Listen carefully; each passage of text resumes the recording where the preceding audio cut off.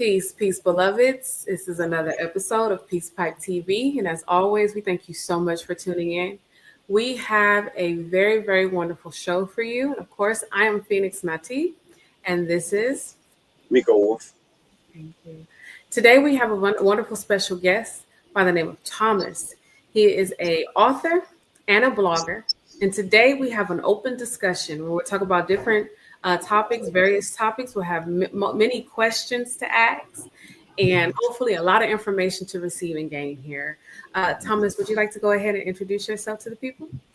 Sure. So I'm based here in Germany. I'm 52 years old. I live here with my family, and my distinct hobby since over 20 years is the occult. So I'm someone who was extremely interested in truth. I'm a hardcore truth seeker. I made seeking truth actually highest priority in my life about 20 years ago. So it's quite a voyage. And I also had this spiritual blog, and you could also read it. I had a lot of readers in the Americas, especially the USA. And then Miko just contacted me a few weeks ago that he's still reading these blog articles and that he heard I had a book and he wanted a copy. And so this is why I'm here. And what I bring to the table is actually unique. It's I have revived, after all these years, I completed the entire puzzle. So I have an overview over the entire occult system, the whole mystery system, including the mystery language, which is used to compose scriptures, mythologies, and fairy tales, and many, many other things. So we can go in any spiritual topic in this show. Absolutely. Now, you're an author. I understand that you have a book that you have written as well, right? Yeah, I wrote this primarily for myself because it's like this truth seeking. It's like a puzzle, you or like a knowledge period, or like a puzzle is also good. So the more pieces of a puzzle you put together, you at some stage you start seeing the whole picture, right? Right. You are able to guess where the next pieces should go, and then it goes really quickly and you finish it. So this is what happened to me, and I decided to just, for myself and for whomever, to put this all into one conclusive book with the entire solution of the mysteries. Yeah, which is also, of course, something that has, I think, never ever existed in history, or the Vatican has burned it or put it in their library. That's also possible. Okay. So how would you say astrology relates to the holy books? It's nothing but astrology. So I'm only talking about the mythology contained, and this is true for all great scriptures in the world. I don't care from when and where, if they are correctly written, of course, which the major ones are, like the Torah, the Bible, the Quran, and the Vedic literature, and also the Egyptian Book of the Dead, and so forth. They all have the common denominator that it's 100% astrological. But not in the sense like the moderns think, like it's about birth charts or transits or something. That is actually just one branch of old astrology, but there's a huge trunk of the tree that in modern times is just lost, and that's the mystery language. Yeah, and somewhere higher up in the echelons of our society, there are people who know all these things that I know too, but I think in the normal population, this is just completely unknown. So I'm glad you said that. I'm glad you did. Okay. Are you familiar with, now you said the mystery language too. Are you familiar with something called Gematria? Yeah, Gematria is actually a left brain art. So we also have to see left brain and right brain. It's not the hemispheres like in modern times they tell you. The left brain is your small brain back here, the cerebellum. And this is for language and numbers. And this is what we all use in our life. Yeah. But there's also the large brain. This is the corona, the crown chakra. And that is actually the right brain. And what you're mentioning here, Gematria, is pure left brain science. So this is the left-hand path, which is also interesting. It's actually two sides of one coin. Left and right-hand path are just two sides of one medallion. But one is, the left path is extremely intellectual and also goes into metaphysics and, Greek philosophy, inventing tons of words and all of this. That's all left brain. And then there's a right brain science, which I'm talking about, where you have all the beautiful things like mythology and symbols and stories and fairy tales, and it's just extremely rich, and it's actually everywhere in human culture the same. Yeah? This is the astonishing thing. So once you have the mystery language, I mean, you can give me an Eskimo mythology that I've never seen, and I'll tell you if it's written correctly. So once you have this key, you're just able to measure, or let's say in the Jesus mythology, which was intentionally written by the Vatican to make it historical, right? So they transformed myth into history right there, but this was the intention, very, very evil. And actually, when I see the sequence of that mythology, I can show you exactly where they went astray and changed things, because otherwise they couldn't make it historical. Yeah. So I was actually going to bring up the flood story, like how you said that they're all over that flood story. The flood, yeah. The flood, yeah. The flood is actually the idea that the ideal form of life is first created in heaven, allegorical heaven. I can also show you that in the Zodiac. That's Cancer, actually. The scarab is cardinal water, right? That's the flood. Yeah, that's on the very top of the Zodiac in the right view comes the flood from above, and it goes all the way down to Capricorn, where human life appears. So this is the voyage of Noah's Ark, and this is the Epic of Gilgamesh. This is the great flood that everybody, all the materialists are looking for, signs of where the flood was and where the water went. It's a mythology. It's a very beautiful way of showing how life started on this planet here. Now, do you believe that any of those types of stories may have actually happened? Any of the archaeologists say that they have evidence that there was a great deluge. Yeah, this is several. This is modern materialists trying, flapping with their arms and trying to find proof for something they can't understand. Yeah, it's flapping around and jumping like chicken. Also looking for Troy and looking for, ancient Jerusalem, and they're, digging in the ground, and they're helpless because they can't understand mythology. And we live in a time actually where a lot of mythology has been falsely transformed into history. Yeah, so it's a double falsity. We have that a lot. So why is mythology so much more valuable than history? Because basically history is somebody appearing to tell you the truth, and it's full of lies. And mythology is the opposite. It's somebody telling you a false story that's full of truth. You see that? How mythology and history are actually two polarities of one thing. It's really mind-boggling. But modern people are incapable of because we lost all the spirituality here, at least in Europe. Absolutely. Which brings me to my next question. Yeah. Who would you say are the indigenous people of America, and how do they relate to this science? Okay, yeah, that's a very interesting one. So my view, again, generally of what happened on Earth is that the northern hemisphere had a severe ice age, and the closer you come to the equator, the less people had problems with that. So here where I am in Northern Europe and so forth, and further up north, the Caucasians like myself were living very primitively in caves, and they couldn't have agriculture, they couldn't cultivate anything.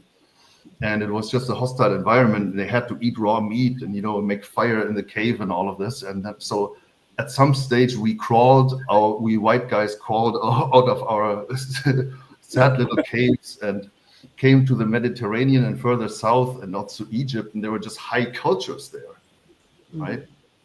And specifically in Europe, like what today is Italy and Spain and Greek, that was all Moorish. Yeah. And they actually taught the Europeans all that we ever knew, how to handle horses, how to build a weapon, how to tie our shoes, how to wipe our behind. They taught us everything after we came out of those caves. And then I'm just trying to make it very simple. And then at some stage, the student just enslaved the master. So this is like, you might know the Frankenstein story by Kelly, where he creates like a monster, and then finally that monster attacks him. Yeah. I think that's what history is like. And so the Europeans learned here, and there's proof everywhere that we learned everything from the Moors. Period. That's So beautiful. That was very powerful. That Yeah. was very powerful. in terms of the US, I think the greatest lie is that all the people there are from African slavery, which is clearly completely impossible if you only look at the numbers. I think some 600,000 Black Africans were brought to slaves to the US, what is today the United States. There was like 10 million to other countries, Brazil and South America and so forth. Mhm. Today you have a melanated or black or whatever you want to call it population of like 45 million. So begs the question how out of 600,000 people, 45 million are supposed to come. That's completely impossible just there by the math. Exactly. It doesn't make any sense. No. And then if you start, I like just a few examples. So the first white president was, of course, Freemason George Washington, right? And they say this was the first president. But here in this book, I'm going to show you in a moment, you see all the previous presidents, and they're all Moors. So this was just the first white president of that country. And actually, it's a very nice, you can go take a look at the thank you letter by Washington to the Sultan of Morocco, thanking him for having that great honor of looking after the country for him. Yeah. Absolutely. It's funny you mentioned that. I have the letter to Sultan of Morocco. Absolutely. I have the authentic copy of that letter. It's funny you say that. And then, of course, the White House is called White House. The capital of Morocco is Casablanca. That means the White House. So there's just some little neat things, but I just wanted to show you one book that I have bought on the topic. It was actually the most expensive book I ever bought. It's $100. And I bought that out of a New York bookshop from Dr. Alim Bey. Briefly, it's called The First World Order. It's a beautiful book. I really recommend it for everyone to understand the Moorish situation, the mound builders of North America. And get rid of this Hollywood thinking in terms of Indians or red people or, get rid of that. I mean, that's white history being written on top of all the lies and all the crimes they have committed against your people. So it's nothing else. Yeah, it's Hollywood is just a dream factory. Yeah. So this book, I love it for also for the reason it's like a right brain book. It doesn't have chapters. It doesn't have an order of events in it. It's completely. It doesn't organic flow, huh? Yeah, you just go anywhere in there, so it's completely unlinear. It's not left brain thinking. And actually, I took also from Dr. Bey. He has a great video on the etymology of Islamic titles, and in this he shows that they're all Egyptian. Very, very smart. And I took that part in my book and also sent a copy of my book to Dr. Alim Bey as thank you for that. We want to say, big shout out to our brother. So you went into talking about the Moors here, and we have this big question that has been presented all over. On the one hand, you have people saying that the Moors came over here first, and the Moors have been over here, and that some of the indigenous inhabitants of America would be Moors. And then some say that no, there were just some original inhabitants here in America already. And those are the indigenous people that we see, like the Yamasee, Seminoles, and so on and so forth. What is your take on that? Do you believe that the Moors came on over here before anyone else has come to the Americas? Well, it's difficult to say, but I think there's absolute proof that there was some sort of a global society before the white man came. As you can see, for example, pyramids in Mexico, same as the ones in Egypt. I mean, exact same stonemasonry, exact same technique. Actually, one of them has name is Tehuti Khan. Tehuti is a god of Egypt. So just by these little things everywhere, just if you put that together and think a moment, the simple solution is that there was a global connection for sure. And it might as well be Moorish. I cannot prove that or deny it. It's a valid theory, absolutely. And I think, like you say, it's a mix. So it's wrong to say everybody here was a Moor, or also these final things like, oh, everybody just came here or everybody was already here. I think it's a mix between It's very fine. And then you had, of course, all the different tribes and different people, all these beautiful different shades of people in the country, which later were then all just called Indians by Cristobal Colon and Hollywood. So, but I can't answer your question concisely. I think it's just theories that we have, but maybe through your genealogy you will get closer to that. I mean, that's what you do, right? Absolutely. Yeah. And that's what we do. We do genealogy, and like a lot of people, they're impatient. They want to know if they're Indian or not. And it's like, you have to understand that a lot of the records have been destroyed or misplaced, and we have been reclassified. So I tell them genealogy takes time, and a lot of the genealogy does display that there was a so-called Black presence here. It does say that. Yes. I think that's absolutely safe to say. Absolutely. Oh, absolutely. I don't want to get controversial with this next question.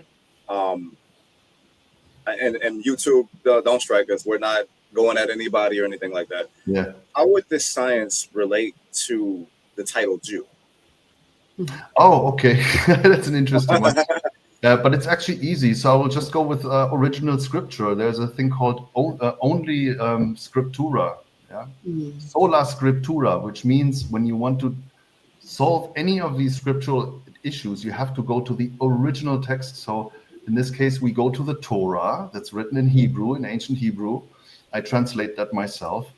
And actually the word that is used in the Old Testament or Torah for Jew is Yehudi. Yehudi. Yeah, all the poor little Yehudi are sitting in Egypt and want to break free and get to the promised land and so forth. And Yehudi is an Egyptian title. That's Jehuti. Jehuti is the god of wisdom, the ibis in Egypt. And we all know, I mean, we should know, I know that a lot of the Hebrew lore was just stolen from other territories, like the Ark of Noah. I mean, that's the Epic of Gilgamesh. And then, I mean, just the Old Testament is like a conglomerate of stories taken from all places. And they also took some Egyptian things, and the Egyptians didn't like that at all. They were not good with these people who did that. And well, so it's all about wisdom. So it's the god of wisdom is Yehudi. So Jew is mostly a title in scripture, in mythology, and also very similar to the modern word Jew is of course Egyptian EU. That's IU, EU, the ever coming one. Yeah. And which is also a deity of wisdom in Egypt. So this is all talking about wisdom. This is talking about the poor little Jehudi, the poor little guys who have a great intellect, sitting in the underworld, because we're in the underworld here, and trying to make their spiritual ascension to the promised land. This is what it's talking about. And of course, they're the God's chosen people, because intelligence and the ability to spiritually ascend is not equally distributed. So nobody should feel frustrated. We all have different issues in life, but it's just a few selected people actually in every people in the world who manage to do this, to actually climb this ladder, the staircase to heaven and find illumination. And that's what it's talking about. Because the Jehuti, they want to go to the promised land, and that's the land of milk and honey, right? The land of milk and honey. Now, what's milk and honey? And that's, we talked about the two brains earlier. We have the cerebellum, that's Taurus, and we have Aries, the cerebrum. And actually the moon exalts here and the sun exalts here. So you have the white milky moon here. Yeah, that's the milk. And the golden honey up here. This is the land of milk and honey, is the human head. Yeah. And they're trying to say that the Jehudi are breaking free from Egypt, and Egypt, actually, I can show you on the world map, is the zone of Capricorn. Yeah. The builders, it's the building sign. And that's what this is talking about. So it's a beautiful mythology. Beautiful mythology. And mythology is never history. Right. It's never history. Actually, history destroys the myth. Yeah. But this is something I wanted to show, because you're asking, because I also have this, I also bought these neat little books. They're called The Clock of Destiny. This is all weird books. I have a few of them, and some of them contain really good stuff. Others are a bit far out, and I can't really subscribe to them. But I found, like always when it happens, after in these thousands and thousands of books that I read, yeah, you always find some little treasure. Yes. Oh, So in this one here, I found a very big treasure, actually on this page, and this is Clock of Destiny, Your Master Key of Civilization. And on page 23, it actually starts giving you locations on Earth in connection with the zodiac signs.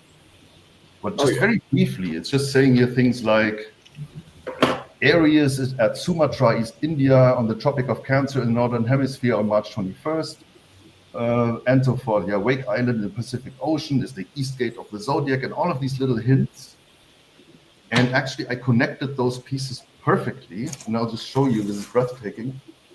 To really have the zodiac regions of the Earth, which are perfect, and it also teaches you exactly the mentality of people in the different regions.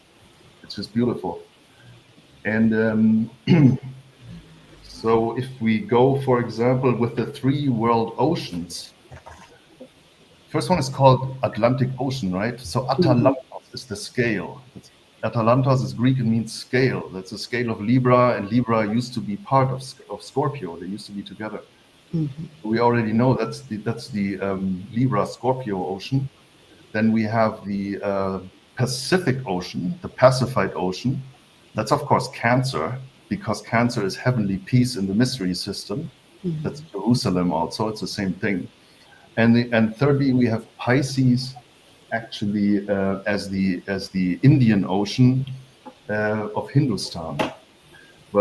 And if we go in this, it's just perfect. I'll just give you one example. So if you go here from Atalantos, the Scorpio Ocean, over one more step, you should be in Libra, and you find there only one country, that's Brazil. And that's the anagram of Libra right there. Anagram, Brazil, Libra. And Libra is all about beauty and harmony. So there's no people on earth who do more beauty surgery than in Brazil. You've heard that. This is wow.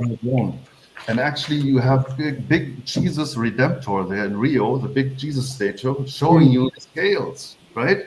Yes. Showing you the scales. It's an astrological landmark. And so this is just, I'm getting goosebumps in this because it's just so beautiful. And you can do this around the world, do it for yourself, have the fun yourself. And you'll understand so many landmarks, like the Eiffel Tower that was put there by Masons and so forth. So sorry for digressing there. This actually sparked up.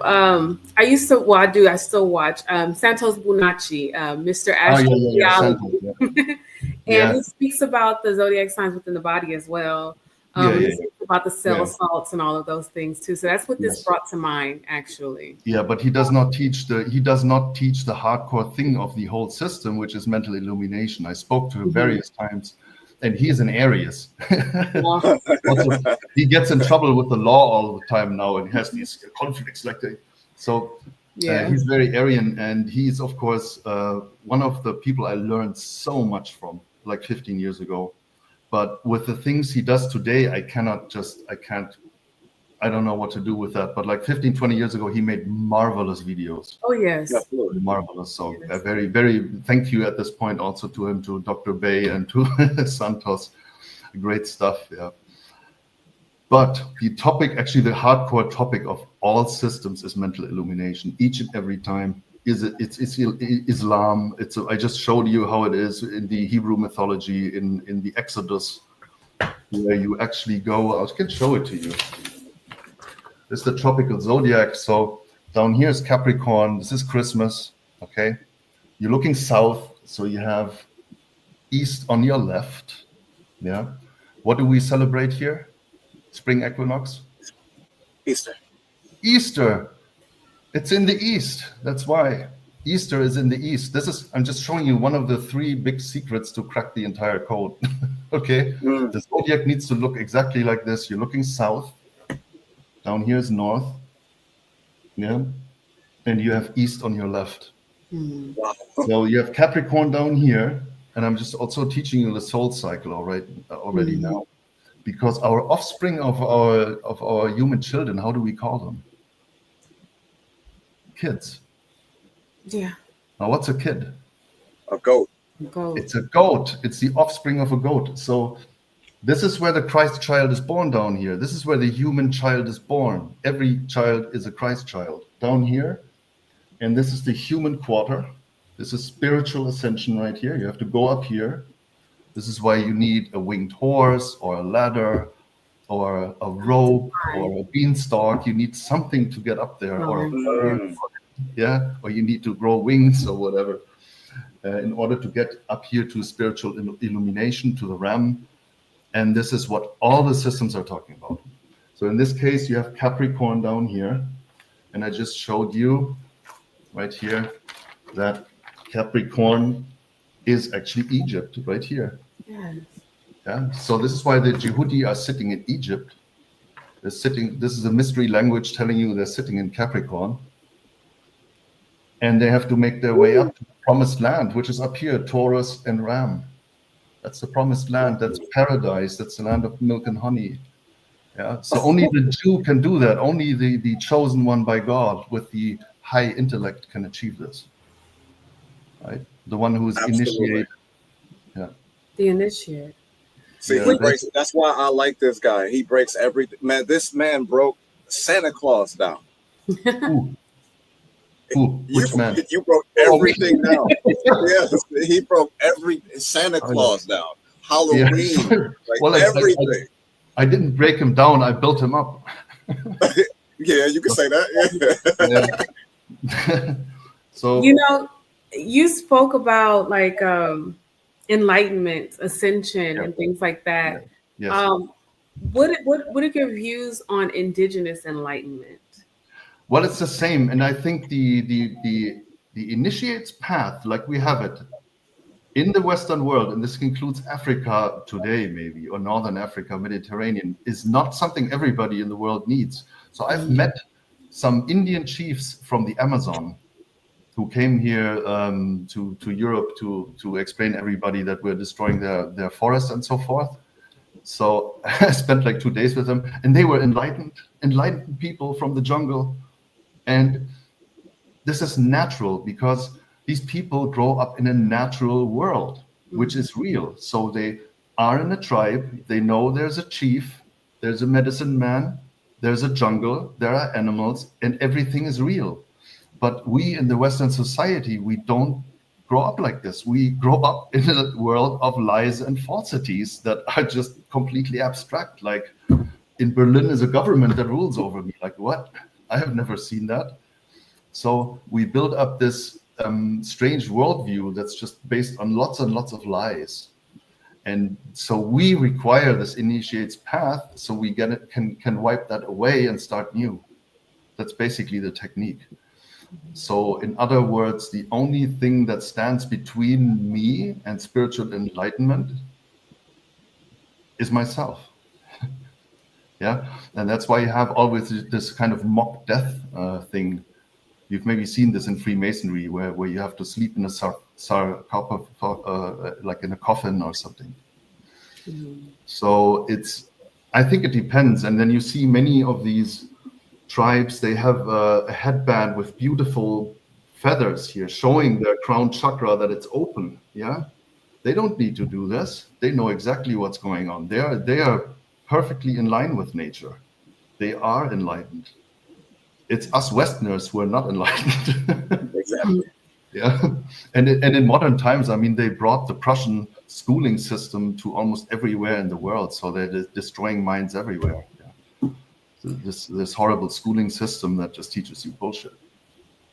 I do have another question as far as pertaining to the topic, as far as enlightenment. You did bring up the fact that they're out there in nature and everything. Yeah. Would you consider, for us, I'm gonna just say as Westerners, getting back to nature, would that be like our way of initiation, getting back to more of the natural flow of things, a natural way of life? I know you see it there. I call myself the copper shaman. Reasons of I have this connection, this urge and this push to get back to the natural things. Yeah. Yes. Utilizing earth, growing your own food, Yes. connecting to the solstices and the equinoxes and things like Yeah. that. If getting back to that, do you think that that is a way, or even just the notion, like how I said, I have this pull, this tug to do that, would Yeah. that be like considered a natural initiation type thing, if you Yes. will? Actually, what you're talking about, this the Zodiac shows us precisely the steps that need to be taken. And the first one is Capricorn. There's actually 5 steps: Capricorn, Aquarius, Pisces, Aries, Taurus, for the full initiation. And that's why I know that it's correct what I'm saying. It's because nature shows how it goes. And this first one is Cardinal Earth. Now, this is all about your body temple. So the first stage for anyone who wants to walk this very, very dangerous and crazy path would have to first clean the temple. So this means you would have to purify your body. And this means all the senses, stop watching TV, stop listening to strange music, stop eating supermarket food, stop eating meat, no alcohol, no cigarettes, no drug, and just do this at least for a year. So this is completely cleaned out. The temple is needs to be completely clean. And vegetarianism is also very important in this, because you are what you eat, and these very fine, delicate fibers make your thinking also more finer. Yeah, it's proven fact that people who eat a lot of meat, they're more gross and more aggressive. So the philosopher wants to do the opposite. He wants to get very, very still and have fine thinking. So what you're saying is absolutely correct. It's the first stage in initiation, which I would tell you also as Hierophant. Hierophant is somebody who leads you into the mysteries. It's the first step. It's complete cleansity. It's purification of body. And it's still the easiest step of all of them, because what comes after that is much more difficult. But I'll just give you maybe a brief overview. We'll just go through the 5 steps. It's really enlightening. So the next one would be Aquarius. That's fixed air. And this is actually, because this is a human quarter, and you'll see there's no fire in this, right? There's no fire in the winter quarter. You have earth, air, and water. So the second one is here. That's actually spiritual inspiration right there. And this is also the sign of brotherhood. And this is the thing where like European monks would go in a cloister in a secluded place, and ideally not do foolish stuff, but just read scriptures and study and write and, and be with nature and have a simple life that's very pure. This was the idea of a monastery, because it's an initiation step to do that. And this constellation is also called Many Eyes, because and the idea is that you need many eyes to understand the world. You have to take off your own view and just read tons and tons of books to see the perspective of other people. And if you've done that 1,000 times, your horizon just broadens up like crazy, right? So that's stage 2. This is still harmless stuff, but I would say this would take 5 to 6 years for the first 2 stages. It can also go quicker or take longer or never work at all, whatever. But whoever wants to try it, I don't recommend it. But the next trial is really terrible. And I mean, this is where it really gets really, really difficult. This is the Great Water Trial. This is then the Sun Door, and this is the Great Fire Trial. And these 3 are really dangerous to psyche. I mean, this is really risky stuff. Yeah, it's really daunting. And because the Great Water Trial basically means you have to. This is mutual water, so this is a seeding of emotions, and you have to actually defeat your emotions here. And the biggest enemy is fear itself, which you have to conquer completely, and this only works through overstimulation. So you might have seen that some tribes bring their children out, like the adolescent young men who want to be a warrior too, like daddy. They bring them out in the forest one night and they scare them to death, right? Everybody dresses up like monsters and they just torture that guy mentally in the forest. And in the morning he comes out and of course he's not hurt, and he realizes all that fear didn't harm him at all. So that's an extreme overstimulation of fear. And that actually needs to be done at this stage until really you have that the ability when fear crawls to you, you send it back to bed. Yeah. The Egyptians called the feelings the impotent, permanent children of revolt. Yeah. I mean, there's always, the emotions are always like children, and they're impotent, they cannot harm you, and you can just send them back to bed. So this is the water trial. And this is actually where Jesus walks over water also. Yeah. Pisces rules the feet. This is where Jesus walks over water. And then the next trial would be the sun door, the gate of the sheep. But Jesus doesn't have to do this because he tells you twice in the New Testament, I am the door of the sheep. Yeah. And this is why he doesn't do the sun door in that myth, but he gets crucified. Because vernal equinox is, of course, a place of crucifixion. What is being crucified there is the equator and the ecliptic. Yeah, they cross at that point. That's the crucifixion. And this whole iconography of a sad little dying Jesus on the cross is just horrible. He should be dancing around the cross and throwing flowers and be happy and singing. Because he's about to attain enlightenment. Yeah, it's the greatest thing ever. So the sun door is the next thing, and this is really, really beautiful. There's one saying it's easier for a camel to go through the eye of a needle than for a rich man to go to heaven. This is Matthew 28:24, something like this. I think it's mentioned twice. I'm just giving you some mythological context to this. I love doing that with Christianity because most people are Christian or Christian raised. Are you Christian raised? I am. Okay. Well, a little bit. So the needle is also called the sword. It's also called the high rope, where you have to dance on and balance. High rope. The line of equinoxes right here. This is the tightrope in the sky. This is the needle. Here it has its point over here where you incarnate on this side. And over here it has this hole through which you can step. And you've seen this in movies. It's like a gate with two sphinxes or a gate with two scorpion warriors or two guardians, or also everywhere in the world. Also the Mayas did that, the Aztecs, the Romans, everybody built these big triumph gates, right? Seen them like in Italy, in France, and Berlin is one. And that's actually the sun door. That's always the sun door, is the gate of triumph. And you get through this only if you balance your mind. Balancing the mind means that you go out of opposites. You have to interrupt me if I'm too fast. No. So like light and dark, big and small, heavy and light, or whatever.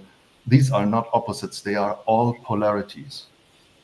So you can never define what peace is if you don't know what war is. You can never even know what war is if you don't know what peace is. So these polarities always go together. How can you say something is small when there's nothing big? I mean, it's impossible. And this also goes for good and evil. Yeah. For example, they are not opposites. Hollywood always wants to show you this, like the light forces against the dark. Yeah, they give you the Star Wars stuff. Always the same, as if these were opposite forces fighting each other, and they're not. So the initiate in this stage has to balance his mind into polarities. Yeah, which is. Now you mentioned Star Wars. Wouldn't that be like the same thing, like Anakin? Wouldn't he be Jesus? Yeah, of course, you're right. He was born in the first movie, and somebody asks, where's the father? And the mother says, well, there's no father, Yeah, they put the Jesus myth into Star Wars, of course. Yeah, George Lucas, isn't he like a Mason or something like that? I don't know, but but I know there are some high Masons in Hollywood who know exactly what they're doing. So I'll also show you, because you mentioned that, I'll show you what a Skywalker is, okay? Okay. Pisces rules the feet, right? Right. And this is the ceiling here. So if somebody would be walking here with his shoes on this equinox line from below, they're skywalking. He's skywalking. And this was called in ancient Greek philosophy, the urobatein. It means skywalker. So that's where they took that from. So it's an aspirant going into mental illumination, just like in that movie. Yeah. Star Wars is a nice example, yeah. But look at what they did out of this, like this dark evil lord in black, and then these whites. It's just, I mean, this is a classic Hollywood mind FUCK. Going in good and evil as opposites is not. So the adept has to go through the sun door, and then comes the most terrifying part, because here in Aries, in mythology, it means chopping the head off. It means you have to destroy your lower self, and you have to bury. I have to bury Thomas. I have to go to a secluded mountain at night and bury myself. And from that point, Thomas is no more, and I start a new life. Okay, Miko, now you're back. So this is the most daunting and most terrible part about it. And then still there's the idea, of course, you have activated your crown chakra, right? This is Aries up here. That's the head. How do you get that to get along with Taurus, with a small mind? And the fairy tale solution is that they marry, because it's ruled by Mars and by Venus, and they have a matrimony here in the sky. Yeah, that's the marriage in heaven, is that of the fairy tale, always. But there are also more violent ideas. For example, in the Old Testament, the guys, they want to bring down the walls of Jericho. And they blow into shofar horns that are actually from Aries horns.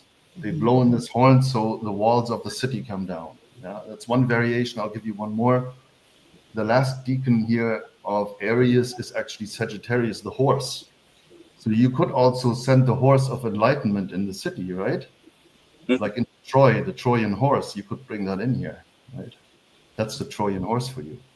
So this is the city up here, and it needs to be, the walls must come down, or there must be a marriage or something, yeah? But this is always just one topic in all of these stories. It's just about the initiate's path and enlightenment. That aspect makes me think of Disney. How it's always the prince or the beast, like Beauty and the Beast and all of that going over to. Yes. So yeah, it makes me think of that. With that being said, you said everything is mythology. It's all mythology. Yeah. Are those stories considered mythology? Like, would those be like our modern day mythology? Which stories? Like the Disney stories. Fairy tales, those types of things. Yeah. I mean, take Cinderella. I mean, Cinderella is the story of the fire phoenix. Yeah, it's your name, of the Venus that comes from the ashes. It's actually, you can show you this. It's burned by the fire in midnight. This is winter solstice, where it comes to its ashes, and the last deacon here is, of course, Leo, and that's where the sun rules. So you have fire at midnight here, and that burns Venus, and she must come back from the ashes to become the morning star. She has to take the steps here to the castle, right, where she loses her glass slipper, and come up to the castle, and be back at midnight. Of course, this is midnight down here, but this story is at least 6,000 years old. This is ancient Egypt. It's called The Sitter in the Ashes. Yeah, I know this from the best Egyptologist there ever was, which is Gerald Massey. Yeah, Gerald Massey is a cracker. Oh no! Don't do that, man. But yeah, we're just having fun here. But he was not part of the Egyptian society, so he was like an outlaw. Yeah, but he's the best one of them all. He got it all right. So really recommend this book. It's called Ancient Egypt: The Light of the World. It's just very, very good. And you find in there that the sitter in the ashes is about 6,000 years old, and that's, like you say, Disney. Hollywood gives us our modern myth. You're absolutely correct, Phoenix. You're absolutely correct. And these Disney priests, they are really on it. So, I mean, they respect the right colors. They respect the right symbols. They give the characters names that are absolutely 100% correct. So these are high initiates doing that. I can say for sure. They are initiated. They know this. And they give it to the public and show it. And kind of this Darwinian philosophy of these modern rulers is, if you're too stupid to see it, it's your problem. We're no longer going to teach you this in the temple. The temples are closed. The mystery schools are closed. Yeah, you can just go to church and pray and go on your knees. If you don't understand this, it's not our problem. We showed it to you. Yeah, we're not guilty. We have a we're free of guilt. We can't say we didn't give it to you. Yeah, we gave it to you. We gave it to your petty little life. If you don't understand, it's your problem. Exactly. That's what they do, and they do it also with Hollywood movies. I know a few Hollywood movies that are just dead on correct. The entire movie. It's just breathtaking. The best one I ever found was A Night in the Museum with Ben Stiller. Oh, yes. Oh, yeah. That knocked me off my chair. When I first saw the first 10 minutes, I already knew what I was looking at. George just kept it. Yeah. I love that movie. Fall off the chair. It's the complete initiate's path in there. Complete, perfect. Now, before you did one on Freddy Krueger too. I was so blown away by that because I'm a huge fan of horror movies. You remember that one? Yeah. He was I think he was Capricorn. I think it was. Krüger is German, means potter. Right. He's a potter, and the potter, of course, always is down here in a Capricorn. Yeah, that's a sign of the builders, of the potters, of the architects, of whatever. And so you're right. Yeah. So that there he is on the nightmare. Yeah. This is midnight here. Yeah. This is the ghost hour, where the ghosts come out. What do you think the ghosts are that come out at night? I told you that the human child is born here. We are the spirits that come out at night. Oh. You see what they made that chart, man. I'm gonna need a copy of that chart. That chart, yes, most definitely. Well, it's just the tropical zodiac. It's just you now know it needs to be arranged. You have 8 possibilities. You can put Aries here, and it goes this way or this way. You can put it here. It goes this way. You can put it here. So there's 8 possibilities of turning the wheel in the correct direction, and only one is correct. And now you all know which is the correct one. Right. Because I've always seen it towards the, I think that's your right. Is that your right? I've always seen it there. Easter is in the east. That's the easiest way to remember it. Yeah. Easter belongs in the east. That's why it's called that way. Yeah. Okay.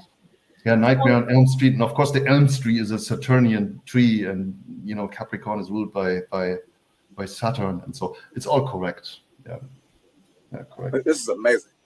This is amazing, like how this is so overlooked. Other examples are, of course, Batman, Robin Hood, also Spider-Man, also from the Zodiac. And a ton more, but those are very famous ones.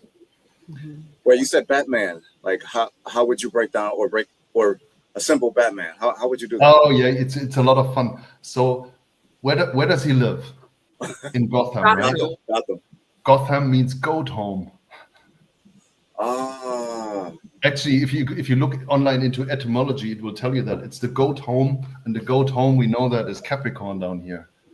And here in mythology, it is said that there is a cave here in Capricorn because this is where the life appears on the planet, right? And a cave is a symbol for life that comes new to the world in the animal kingdom, and also the mother's womb as a cave from which man would come. So this is a mythology, a cave down here. This is also the cave where Muhammad received the Quran. And this is also the bat cave, because also the bat belongs as an animal into Capricorn. It's a Capricornian animal. It's Saturnian, and it belongs here to midnight. So that's Batman, and now comes the fun part. Who is his companion? Robin. If you look up, Robin is actually a bird, a robin bird, and it has like a red thing here in front, a beautiful red spot. And if you look on old Christmas cards, you actually see robin birds. It was a Christmas symbol, and before Capricorn is Sagittarius, the fire sign. Yeah, that's Robin right there. It's his companion. It's Batman and Robin. You're right. It's right here. Yep. Yes. Wow. Wait, one more. Superman. Superman, no. Superman, no. That's like Marvel. I think it's only Batman and Spider-Man. Mm. Those are the Really? only. That's amazing, though. Yeah. Let me just check for a moment what else I was going to talk about. Landstone, yeah, we talk about that. Yeah. So I did have a question Yeah. about the Moors. Yes. What information do they have there in Germany about the Moors? Officially, absolutely nothing. Mm. But we also have absolutely nothing about our own German forefathers, the Germanic tribes. That's also it has completely disappeared. It just doesn't even exist. But I already mentioned to Miko previously that if you are interested in art, which I am, and you go into museums and you see these paintings from all these old centuries, like 500 years ago, 600 years ago, you have so many paintings in Europe where you have like as a motive, like a kingly situation in a throne room or something, and there's just a Moor standing in the background with this golden robe and extremely, with a weapon. And so he's not there as a servant; he is there as a master. You can see it in European paintings from, I don't know. I'm not going to say certain centuries now. Don't say something wrong. But the further you go back, the more of this you find. And all of a sudden, this just stops. You see no more Moors in European art. And I think that's the time when the Frankenstein went after the. Yeah, and it just. How do you think the roles But reversed? it can be well seen that the Moors were the bosses here. They taught us everything, and they were the bosses, and they owned the land. And then at some stage, this all collapsed and went bad. But there's nothing documented on that. And I think the powers that be made sure we can't find anything. Yeah, because they want this wiped out. They want the Caucasians to be the great people and all of this. You see this also on the fake globes and school maps. I mean, in my map here, I used, you may know this or not, but the map that is shown in school and on globes, they are dead wrong. They have wrong proportions. So they're the Mercator map of this one guy who went into the Bering Street in Canada and wanted the northern part blown up. Yeah, like so you could see that better. But this is a true proportion map that I use. Look at Africa. Yeah, Absolutely. That's by far the biggest and richest and most prominent continent on the planet. excuse me. And North America is tiny compared to that. Look at that. This is true proportions. Absolutely. They always try to make Europe seem bigger than Africa. Yes, exactly. And this is why they kept it in the school system. And it's still there today, even though everybody knows it's wrong. They still teach it to children, this wrong map of the earth, just because otherwise, look how tiny Europe is. I mean, it's nothing. This little thing here is Europe. It's like nothing. It's meaningless compared to Africa or other continents. And that's why they show this map. And they erase the history, but we already said history is just it's a persiflage, modern thing. The idea of written history is just completely false. Laws agreed upon. I said it earlier. Historia, Greek original word, means inquiry. So going into history doesn't mean to read it. So it means to really inquire and take multiple sources, as many eyes as possible, and try to dive into a certain topic or situation. Yeah, that's true history. Revisionism is evil in Germany, for example. Revisionism, you're not supposed you can never ever do this. As a German, that's completely taboo. But it's actually the meaning of the word. So how would you say that the science is used against all, not just Moors, but everybody? How do you think that they take it and maintain control with it? You mean the scientific academic faculties? Well, the holy science, like the astrology and astronomy. Oh, this year. Well, I mean, they use it to mock us. Like take COVID-19, for example. It's a complete astro event. Yeah, you have COVID contains the word Ovid. Ovid is the sheep. Yeah, that's Aries, and 19 is the number of the sun. So you have, and the sun exalts in Aries, this sign of enlightenment. Yeah. So it's all about Aries. And so that's COVID-19. And of course, they say it's certificate of vaccination identification, right? COVID, yeah. But there is a sheep in there. And actually, this whole topic was about Saturn in Aquarius. So all these lockdowns happened. Aquarius, of course, is the human society, and Saturn is the ruler of time. They all gave us time at home, imprisoned. And that was the theme of COVID-19 right there. Wow. Wouldn't corona, the word corona as well, coronavirus? Corona, the corona is the crown chakra. Thank you. Exactly. It's Aries, the crown. Absolutely. You got it. You nailed it. Wow. Yes. Yeah, it's fun. I also, in that time frame, I was watching a virology podcast. Yeah. And they were talking about how it's not really at all what they made it out to be, that there's a deeper, something different about it. It's not really a virus. It's not really all of these different things. They even went as far as to break down the look of the molecule for this virus, which is more of a, I want to say a hexagon, I guess, the shape. And they started talking about the platonic solids and all of those things. Oh, wow. Yeah, it got really deep. It got really deep. Yeah, to the point where, you know, how people were afraid of it and things, and I'm staying inside and I don't want to interact with people, to the point where I was like, you know what, it's not at all what we thought it was, and I'm gonna go outside and get this sunlight, you know. And it was very different. Very different. Like influenza means the influence of the stars. Like it's Or another one you can take 9/11. Yeah. 9/11 was Saturn and Gemini. I mean, Gemini glyph is 2 towers, yeah. So, and Saturn is the big destroyer. And actually, this was built exactly 30 years before in 1971. That's where I was born. And that's the orbital period of Saturn is 30 years. So they built it and took it down exactly when Saturn was in Gemini. Yeah. Ooh. Oh yes. Oh yes. Bam. Wow. So, and there's a number of others of these. So somewhere really high up, and I think it's all like a pyramid, and the people in between don't even know about all of this, but somewhere high up there are just some people who design this and have a laugh, I guess, on our cost. Yeah. Or they also use it like also as like ritualistic celebration of their Saturnic religion, because they are Saturnists at the top. Yeah, they're Freemasons, they're Saturnists. This is the satanic religion in the Abrahamic Quartet. The Abrahamic Quartet is here Judaism, this is Christianity, this is Islam, and this is Freemasonry down here. This is satanic.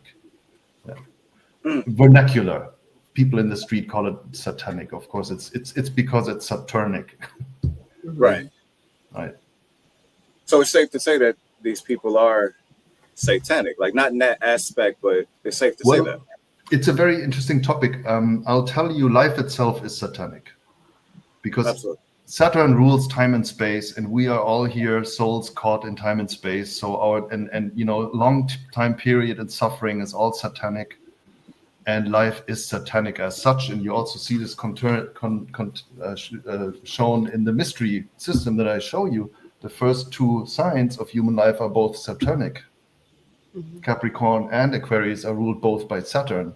And then we get a break here with Jupiter ruling the mainstream. This is, by the way, the mainstream here.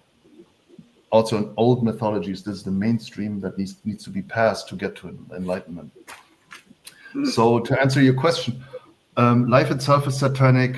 If you want it, I mean, everything you do with the body is satanic, like dancing is satanic, sports is satanic. In the true sense, so it's not all negative or anything. I mean, this idea that Satan is something negative and evil just comes from where? The Roman Church. The Roman Church gave us that nonsense. In not long ago, Saturn was celebrated still by the Romans, for example. They had the Saturnalia, where they worship Satan. Why? Because he brings all the hardships into life that let you grow. Yeah, absolutely. Yeah, so he was celebrated as the guy who gives you the challenges that you can overcome and grow, and so that was the idea there. And, I think Phil Valentine calls it lock code or light code lockdown. I believe that's what he calls it. Being that we're under, I guess we call them the light codes, would be the transmissions that we receive from outer space or what have you, from the universe. So from stars, from the planets, all of the different influences that we have from these different things, but they tap into certain ones to keep us in a certain mind position, to be able to control us and keep us from those moments of enlightenment where we can ascend and transcend into something different.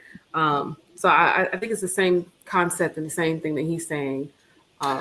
Yeah, it's similar, just in a very esoteric way. I like to stick with very arcane and more solid ideas. For example, we spoke about Hollywood. They always give you high drama, high emotions, right? They even call it motion picture. They want people to be constantly in motion and in their emotions. Because why? Because when people are in emotions, they can't think straight. Right. Well, see, this is similar also to when they're, and I don't want to, get into any type of controversy or anything like that, but when it gets into those times of the year, like summertime, when we start to see a lot of like police brutality, and these things being put on the news, all the fear mongering and scare tactics that they do, and then I know people who are they promote the whole crisis scenes and things like that. So they actually go out and recruit crisis actors. Yes. I know. Where they're actually staging these things to bring about these motions and effects out of us. For whatever purpose they have. Sometimes I guess it's to feed off of that energy. They just want to keep you in emotion and in fear. Because I showed you can never ever progress here and ascend spiritually if you stay in your emotions. It's completely impossible. And that's what they do through the media, and foremostly also the news. They just give you fear all day long. They make your day shitty. They give you fear of the atomic bomb. They give you fear of floods or fear of the weather destroying the planet or of what have you. That's why they do it. That's why they do it, just to keep you down. It's literally keeping you down here in the Saturnian area, so you can't pass the mainstream. You cannot pass the mainstream. And that's the most important thing. Like in the oldest spiritual book that we have today, which is the Book of the Dead, the Egyptian one, which is a mistranslation. It should be the Book of Coming Forth by Day and Finding Enlightenment. The souls, the mains pray, oh Lord, please don't let my boat sink into profanity. They're talking about the mainstream here. Don't let my boat sink in the waters of Pisces. I have to reach the shore of Aries and come to the ram, like Ramses or the Ramesarium. It's exactly what they do. So it's quite easy. And I mean, if you want to go into attempting spiritual ascension, you have to purify anyway, and then you turn off all media. Yes. There's also, you can still use your phone to contact your mother and your friends, but you're not going to watch anything anymore for 1 year. You're just going to completely step out of it. Step out of it. It's only a distraction. All this noise that is just going on right now by coincidence because you were born into this time. It's just, and you're trying to get to timeless information. All this nonsense that's just going on right now by coincidence is just in the way. You just shut it off. I remember I had a time where I kind of just, like I said, I've been having these natural pulls and tugs to do certain things. Sometimes I listen, sometimes I don't. But I've had that phase where it was like, and I think the thing that really pushed me the most with turning off social media, television, movies, radio, everything, was the fact that I felt like it was trying to program my reality to just be full of fear. Oh, yes. Just full of fear. And I said, if you talk to mainstream people and the world is full of it, they will only echo to you all the stuff they saw on the news and on TV. That's all they talk about. They have no other topics. They're completely in mainstream. They feel, of course, comfortable. That's, our herd mentality is. That's why the mainstream is so strong. and this has been known to all the kings in all the thousands of years before us, how to control the mainstream. Then this herd thinking, you can make use of it, and they still do it today. So it's very tough to break out of the mainstream, because all of a sudden you're bored by these topics all the other guys have. Right? Oh, you know, this country invaded that one. Yeah, so what? I didn't do that. It's not my war. Really not our reality, right? Yeah, absolutely.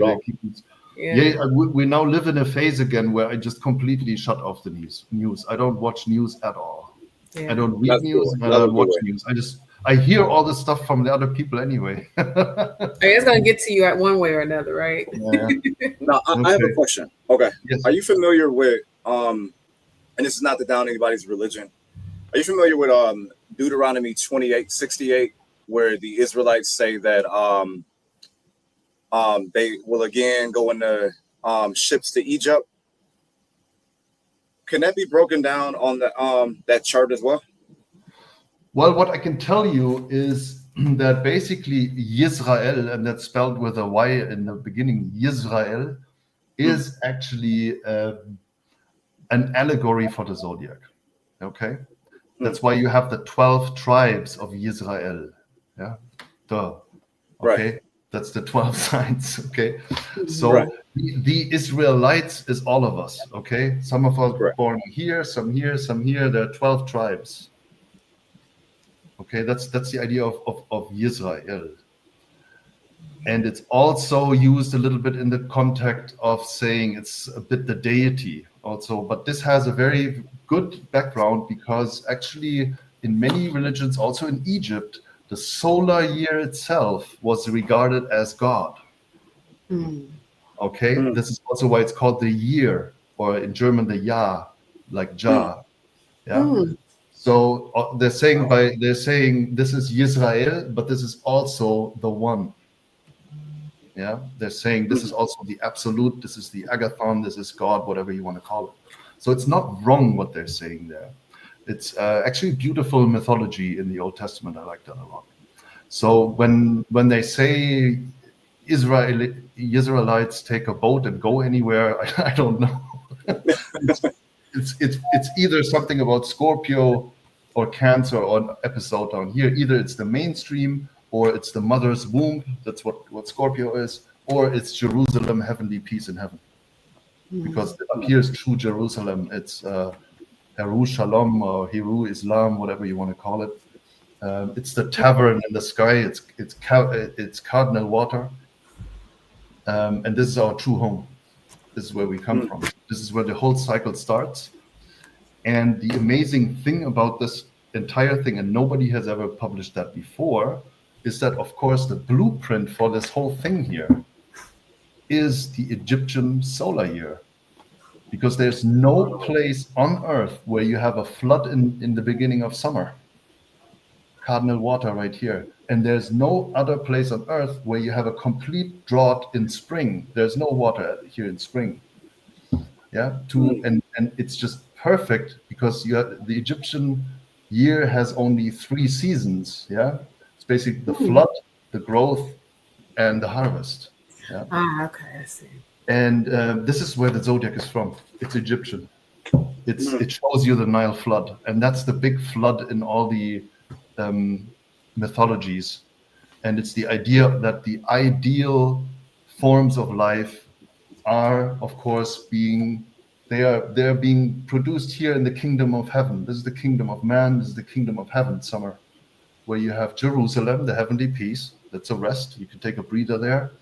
And you have Leo, and of course the celestial virgin. And now you see also why Mary, the virgin, is celestial, because down here is the underworld, but she's still in heaven. Do you see that? I see. And this is the seeding of material forms that are just then going to come out in Capricorn as little children. So this is the ideal realm heaven here. So where the deity has the idea already what's going to transpire down here in time and space. Yeah, because time and space only takes place here. The rest is out of time and space. Okay. This is the human quarter. This is Capricorn is material evolution. That's what it is. Material evolution is down here. And this is the most densest place in the zodiac, and this is the most spiritual place up here. Yeah, so you have spiritual ascension here, and you have but matter needs to ascend here into spirituality, and here the spiritual actually dives down into matter. On this other side, it dives down into matter. That's the soul cycle, and it always starts up here in summer solstice, where the Nile flood sets in. So it's just like an ebb and flow of just your life cycles, period. It's an endless cycle. Mm-hmm. This circle is actually a spiral that keeps going and going upwards. Okay. Yeah. So before we close out, I do have one final question that I would like to ask you, and that's pertaining to enlightenment period. Anybody who is interested in their personal enlightenment journey or ascension or getting to a place of just maybe balance, where would you say would be the best place to start? Okay, first point is anybody can do this, and just like 200-300 years, a large part of society here in Europe was still doing this. So this whole topic of spirituality was still there. People were reading books and they had study rooms, and they were doing this, and actually also in a true spiritual sense. So we just lost this recently. Very recently. Nobody is doing it anymore now, especially that the digitalization is killing the written word. Yeah. Before that, the killing word killed the oral tradition, which is mythology, myth like mouth. So the good starting point is, like I showed you, people should first purify, clean your temple, take it seriously. Just give it a try. What happens? You will be amazed what's going to happen to your mind if you do this. If you really purify for 6 months, or just try it for 1 month and see how good it is. You can actually see it in children when you take away their smartphone. Yep. The first day they're completely confused and don't know what to do and look at the wall. And after that they start get active and they go outside and ride the bike and have fun again. And so, and also very important is the diet. Yeah, you have to really purify the diet, and that's the best starting point to answer your question. Just clean the temple in all 5 senses, and then you're ready to approach spiritual literature. And you should just pick very good books, and I'll just show you some of the best books I've ever found just now. One is by a guy named Alvin Boyd Kuhn. He is the author, and this is called The Lost Light, an Interpretation of Ancient Scriptures. And this is Alvin Boyd Kuhn is a man, he lived like 100 years ago. I would have loved to meet him. He only had one thing missing, and is putting it all together in the Zodiac, what I do. Apart from that, this guy is just out of this world. It's a fantastic book. Can you say the name of that one again? Yeah, it's Alvin Boyd Kuhn, The Lost Light. Yeah, that's a fantastic one. And then a second one that I also recommend is this. Yeah. Ancient Egypt, The Light of the World by Massey. Oh, we got that book.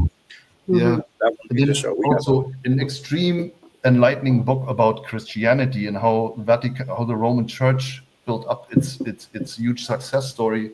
It's also by Alvin Boyd Kuhn, and it's called Shadow of the Third Century. Yeah, amazing book, really amazing book. And if you're also interested in more, let's say, about how the fraudulent New Testament was written, well, we have here the Restored New Testament by Price. Yeah. Very, very good book. You have here also, for people who want to know what the apocalypse means. Yeah, it means revelation. It means revealing something that is not seen. This is basically apocalypse is the last book of the Bible. It tells you exactly what things happen in your mind, in your body when you take the initiation path. Okay. Yeah, and a guy who perfectly decoded this is also James Morgan Price. It's called The Apocalypse Unsealed. Okay. For whoever is interested in that one. And there's a book by a guy in Germany. It's called Astrology, Language of the Mysteries. It contains the entire concrete solution. So if you want to find all these things by yourself, never ever touch this book. Yeah, because I'm stealing all the fun from you. Okay. But it's a funny story. I had this published, and then Amazon stole it from me.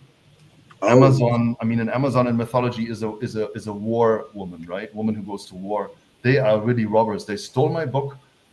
So I put it in there for some price, and they just reprint it in their own printing thing, yeah, in a different format, without colors, without, and they just set it right next to my book for half of the price.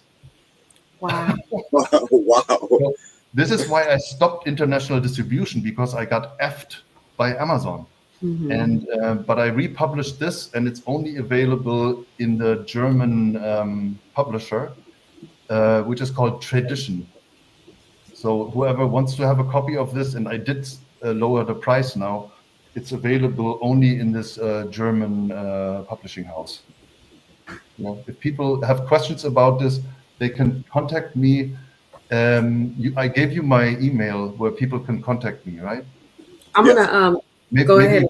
Maybe you can put this at the end of this video, just in there, so people can see it. Yeah. Right? It was this Mystikos.de, Thomas at Mystikos. And so for people, I also have free copies, but I can't send free copies to United States. They come back every time totally beaten up by customs, and they never arrive for some reason. But if you order from this Tradition thing, you can be sure that it's delivered to you. Okay. So, and maybe just last thing, this is a window from a basilica in the Vatican. Maybe you've seen this before? It looks very familiar. Beautiful. Every time I see that, I say that. I'll tell you the secret of this image, and then I'm done. In the most inner, this is of course the Holy Spirit here. The Holy Spirit is the fire element in astrology. It's shown as a bird rising at dawn, because that's where Aries is. The inner circles of windows here is exactly 12. The next circle of windows here is exactly 33. And the next circle of windows is exactly 36. That's the deacons. Yeah. So they are showing this to you everywhere. Yeah. This is in Rome, in the Vatican. Yeah. All the tourists go there. Millions of tourists to look at this. It's pure astrology. All right. So sorry for with my astrological stuff. No, man, you're fine.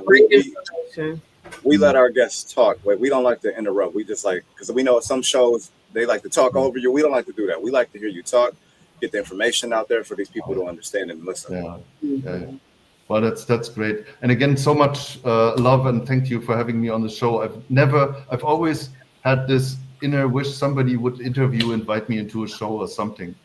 But I'm so bad at marketing. I just can't self-market. I just can't do it. You know what I find? I find that people who are real, true, and genuine in what they're doing, all of the, I'm going to say electronics and internet stuff and all that stuff doesn't come very easy to them. Yeah. I find that to be a common thing, but you are more than welcome to come on our show. Absolutely. And speak your truth and your knowledge and information base, and promote whatever you have. You are more than welcome to come here. Because is there anything else you would like to say? No, but maybe I thank you for doing this. Wait, you said me or him? You, Miko. Oh, me. Okay. I thank you for doing this, man, because you didn't have to do this. You are one of my favorite author. I can say author now, but I ain't got the book yet, but bloggers, because I've been reading your blog since I think it was 2018. Yeah. And I read everything on your blog. Like I said, I still read it today. And I'm like, wait, why don't I ask him if he'll come on the show? Yeah. I learned a lot from you. A lot of the stuff that I talk about now when it comes to like astrology, I learned from you. And it matches with Gematria. That's why I asked you at the beginning, because I'm really big on Gematria. And a lot of the stuff you say, it fits like a glove. Yeah, it does. It does. I mean, I do a little bit about this too, just as a goodbye for all the Americans. Your Uncle Sam. Sam comes to 33. That's your uncle. That's your Uncle 33. Your Masonic little war daddy. Mm-hmm. Great. It's crazy, isn't it? How it all fit together like that. It is amazing. I just thank you for doing this, man. We had a rough start. You stayed with us, very patient, man. I love this brother, man. He is very cool dude. Very cool dude. Yeah. And the only thing I wish to promote is truth. Yeah, that's it. So thank you for having me. Absolutely. It was lovely. Well, with that being said, we want to thank everybody for tuning in. Again, you guys can go head over to peacepipetv.com, get whatever information we have available there. Also, if you're seeking a genealogy, you will have to go ahead and email us at info@peacepipetv.com. Yes. Also, again, get in contact with Thomas. We're going to have the information down at the bottom of the screen. And make sure that you reach out. Get this book. It has a lot of wonderful information. And it brings it all, it ties it all in, bring it all together for you. So with that, we're going to say Shapi Shalashake.